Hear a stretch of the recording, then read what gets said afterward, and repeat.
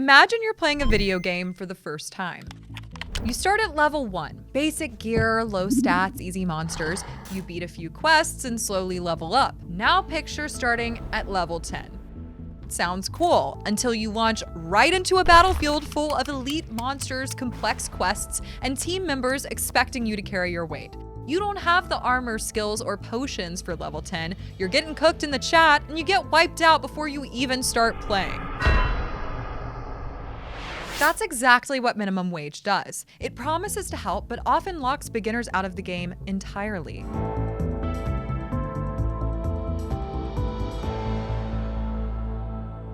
Raising the minimum wage may sound like a win. Who doesn't want bigger paychecks, less poverty, and fairer work? But economically speaking, a minimum wage is a price floor, a legal minimum price for labor. And just like raising ticket prices empties a stadium, unless you're Taylor Swift, raising wages above market levels means fewer jobs because employers hire less.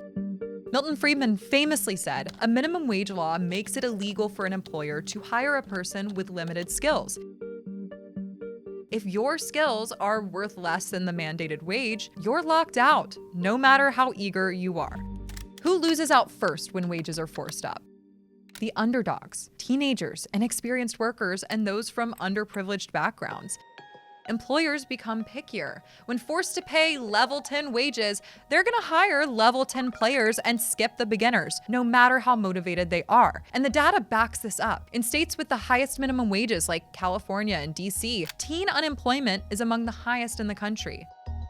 When Seattle moved to a $13 an hour minimum wage, it led to a 3% wage increase for low-wage workers, but 7% fewer hours, yielding only about $12 more per week, and reduced hiring of new workers. Hardly a win. Another study found the hours dropped 9%, and total pay fell by about $125 per month per job. In California, economists estimate that raising the minimum wage to $20 led to roughly 18,000 jobs being lost.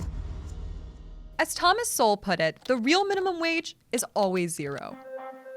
If you don't get hired, your wage isn't $20 an hour. It's nothing. But there's another hidden boss in this game: automation. When the cost of hiring real humans gets more expensive, machines suddenly look like a bargain.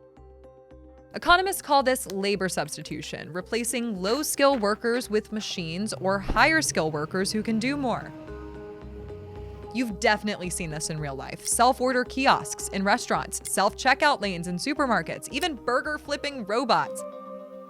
Higher minimum wages accelerate automation and job loss. Losing opportunities can be a big deal for employees who are just starting out. Entry-level jobs aren't just about pay, they're about leveling up. These first jobs teach us valuable life skills: showing up on time, teamwork, and customer interaction. All these unlock better jobs later. Milton Friedman observed the main way people have risen in the labor force is by getting unskilled jobs and learning things.